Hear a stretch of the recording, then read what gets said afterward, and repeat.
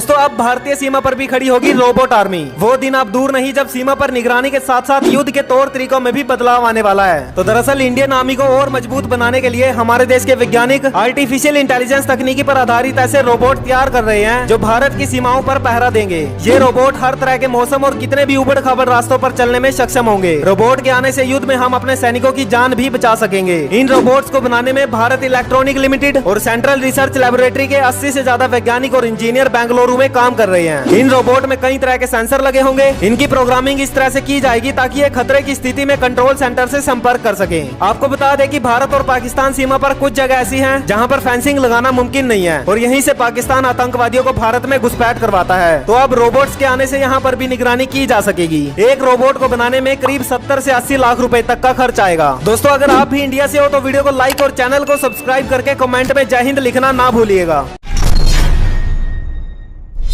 दोस्तों प्राचीन समय में यूज किए जाने वाले भारत के 3 सबसे खतरनाक हथियार। Number 3 sword breaker. ये हथियार आपको एक आम चाकू जैसा दिखाई दे रहा होगा, लेकिन इसमें इतनी पावर है कि ये किसी भी तलवार को एक झटके में तोड़ सकता है। अगर कोई आप पर तलवार से हमला करता है तो इससे न सिर्फ तलवार के वार को रोका जा सकता है बल्कि ये तलवार को भी तोड़ पाने में सक्षम है। Number 2 morning star. ये प्राचीन भारत का काफी घातक हथियार हुआ करता था क्योंकि कई बार इसे चलाने वाला खुद ही घायल हो जाता था और आपने इस हथियार को बाहुबली मूवी में भी जरूर देखा होगा। इसमें फुटबॉल के आकार की एक नुकीली बॉल लगी होती है जो दुश्मन को फाड़ के रख देती है। फाइनली नंबर 1 पर है गदा। गदा का नाम सुनते ही हर एक भारतीय के दिमाग में हनुमान जी की तस्वीर आने लगती है। गदा एक भारी भरकम हथियार हुआ करता था जो किसी भी कवच को आसानी से तोड़ देता था और इसको चलाने के लिए भी स्पेशल ट्रेनिंग लेनी पड़ती थी। वैसे दोस्तों अगर आप भी हनुमान जी को मानते हो तो कमेंट में जय बजरंगबली जरूर लिखिएगा।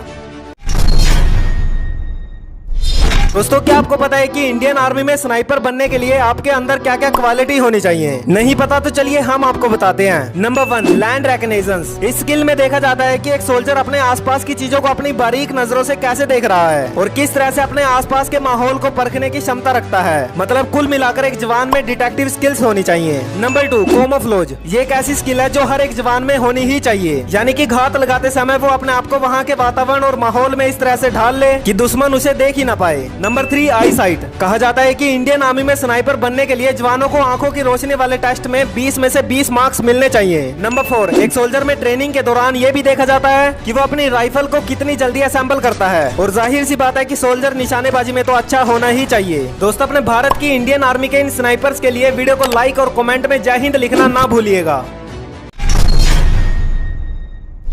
दोस्तों अपने भारतीय तिरंगे के 5 ऐसे जरूरी नियम जो हर एक भारतीय को जरूर पता होने चाहिए। नंबर 5 तिरंगे को हमेशा सूर्योदय से सूर्यास्त के बीच ही फहराया जा सकता है। नंबर 4 शहीद फौजियों के अलावा किसी भी मृत व्यक्ति की बॉडी पर तिरंगे को डालना अपमान माना जाता है। नंबर 3 अगर तिरंगे को किसी भी अधिकारी की गाड़ी पर लगाया जाए तो उसे सामने की ओर बीचों बीच या फिर कार के दाईं ओर लगाया जाए। नंबर 2 जब भी किसी धार्मिक झंडे के साथ तिरंगे को फहराया जाता है तो इस बात का खास ध्यान रखना कि वो धार्मिक झंडा तिरंगे से नीचे होना चाहिए और अपना भारतीय तिरंगा हमेशा ऊंचा रहना चाहिए। नंबर 1 तिरंगे पर कुछ भी लिखा या छपा नहीं होना चाहिए और हर एक भारतीय को अपने नेशनल फ्लैग तिरंगे का हमेशा सम्मान करना चाहिए। एंड अगर कोई व्यक्ति तिरंगे की इंसल्ट करता है तो उस पर कानूनी कार्रवाई की जाएगी और उसे जेल भी हो सकती है। दोस्तों अपने भारतीय तिरंगे के लिए वीडियो को लाइक करके कमेंट में जय हिंद का नारा लगाना ना भूलिएगा।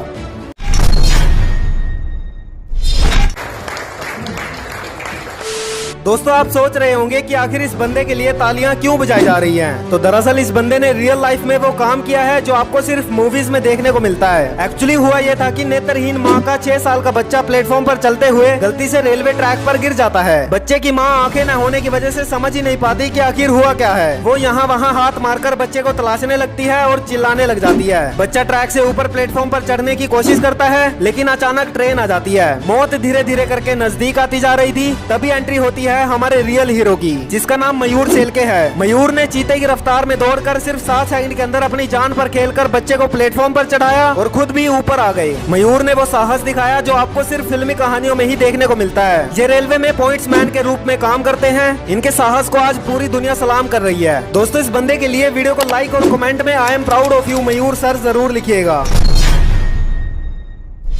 दोस्तों WWE में हलचल मचाने वाला ये भारतीय रेसलर आखिर कौन है जिसने पूरी दुनिया में भारत का नाम रोशन कर दिया है? वेल, इस बंदे का नाम है वीर महान, जो कि उत्तर प्रदेश के गोपीगंज के रहने वाले हैं। वीर महान का नाम आज बच्चा बच्चा जानता है। WWE में इनकी एंट्री भी काफी खतरनाक है। जैसे ही वे आते हैं, वीर महान नाम के साथ उनका स्वागत होता है। माथे पर त्रिकुंड, गले में रुद्राक्ष की माला, इसके साथ ही काले रंग की धोती और बाजुओं में पीले रंग का गमछा बांधकर वीर महान जब रिंग में उतरते हैं तो दुश्मन पहले ही कांप जाता है। इनके लुक की सबसे खास बात है कि इनके सीने पे बड़े अक्षरों में मां लिखा है, जो सबका ध्यान अपनी तरफ खींच लेता है। दोस्तों, आपको बता दें, वीर महान बेसबॉल खेलने वाले पहले भारतीय खिलाड़ी भी थे, जिन्हें पिट्सबर्ग पायरेट्स ने शामिल किया था। ये 6 फीट 4 इंच लंबे हैं और इनका वजन 276 पाउंड तक है। पहले WWE में द ग्रेट खली ने खलबली मचाई थी और अब इस लिस्ट में वीर महान का भी नाम जुड़ चुका है। दोस्तों, अपने भारत देश का नाम पूरी दुनिया में रोशन करने वाले वीर महान के लिए एक लाइक और हो सके तो कमेंट में जय हिंद जरूर लिखिएगा।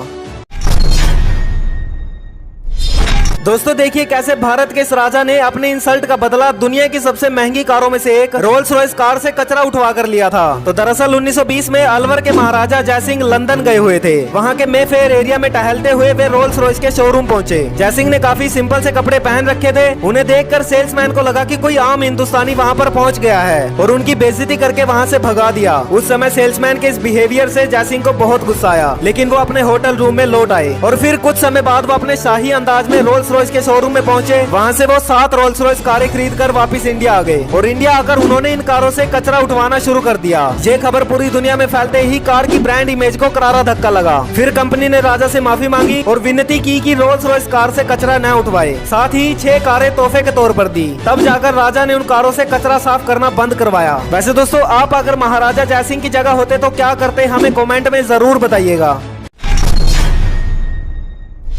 दोस्तों, अपनी इंडियन आर्मी के 2 ऐसे सैनिक जो शहीद होने के बाद भी देश की सेवा कर रहे हैं, जिनके बारे में जानने के बाद आपके भी रोंगटे खड़े हो जाएंगे। नंबर 2, जसवंत सिंह रावत। इनकी बहादुरी का अंदाजा आप इस बात से लगा सकते हो कि इन्होंने 1962 के इंडिया वर्सेस चाइना युद्ध में केवल 72 घंटों के अंदर 300 चीनी सैनिकों को अकेले ही मार गिराया था और चीनी कमांडर ने भारतीय सेना के सामने आकर खुद इनकी तारीफ की थी। ऐसा कहा जाता है कि जिस कमरे में जसवंत सिंह रहा करते थे, वहाँ पर आज भी जूते पॉलिश करके रखे जाते हैं और रात में रखे जूते सुबह ऐसे लगते हैं जैसे किसी ने उन्हें यूज किया है। नंबर 1, बाबा हरभजन सिंह। 1968 में पहाड़ी से पैर फिसलने की वजह से घाटी में गिरकर इनकी मृत्यु हो गई थी। 3 दिनों तक ढूंढने पर भी इनका शव नहीं मिला। फिर इन्होंने एक सैनिक के सपने में आकर अपने शव का पता बताया और आपको जानकर हैरानी होगी कि अगले दिन बाबा हरभजन सिंह का शव उसी जगह पर मिला। ऐसा कहा जाता है कि आज भी इनकी आत्मा भारतीय चाइना बॉर्डर पर हमारे देश की रक्षा कर रही है। दोस्तों, अपने भारत के इन जाबाज सैनिकों के लिए वीडियो को लाइक करके कमेंट में जय हिंद लिखना ना भूलिएगा।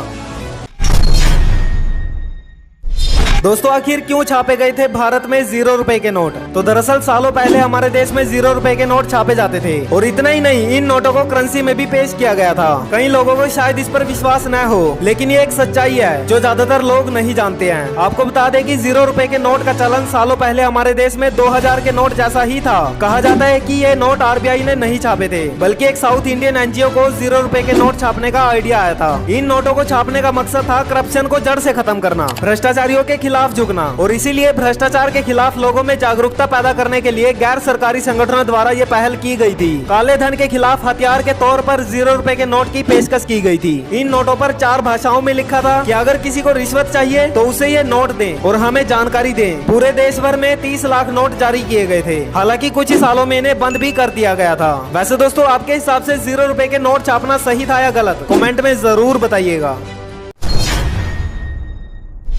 दोस्तों, आखिर अब तक का भारत का सबसे अमीर आदमी कौन है? जब भी हम भारत के सबसे अमीर व्यक्तियों की बात करते हैं तो हमारे दिमाग में सबसे पहले टाटा बिरला और अंबानी जैसे उद्योगपतियों का नाम आता है। लेकिन दोस्तों, आपको जानकर हैरानी होगी कि हैदराबाद पर शासन करने वाले मीर उस्मान अली खान निजाम अब तक के भारत के सबसे अमीर आदमी थे, जिन्होंने 37 सालों तक हैदराबाद पर शासन किया था। इनकी कुल संपत्ति $230 बिलियन है, जो कि दुनिया के सबसे अमीर आदमी इलोन मस्क की संपत्ति के करीब है। इनका अपना खुद का हैदराबाद स्टेट बैंक था, जो आज भारतीय स्टेट बैंक में बदल चुका है। इन्होंने ब्रिटिश राजकुमारी एलिजाबेथ को उनकी शादी में हीरे के बहुत सारे गहने गिफ्ट में दिए थे। कहा जाता है कि इन्होंने बिजली, सड़क, रेलवे और हवाई मार्ग भी बनाकर दिए थे और बहुत सारे विश्वविद्यालयों में भी काफी सारा दान दिया। आप जानकर हैरान रह जाओगे कि एक बार इन्होंने 9 मिलियन पाउंड के नोट अपने तहखाने में रखे थे, जिन्हें चूहों ने कुतर कर खराब कर दिया था। वैसे दोस्तों, वर्तमान में भारत का सबसे अमीर आदमी कौन है? अगर आपको पता है तो जाते जाते कमेंट में जरूर बताइएगा।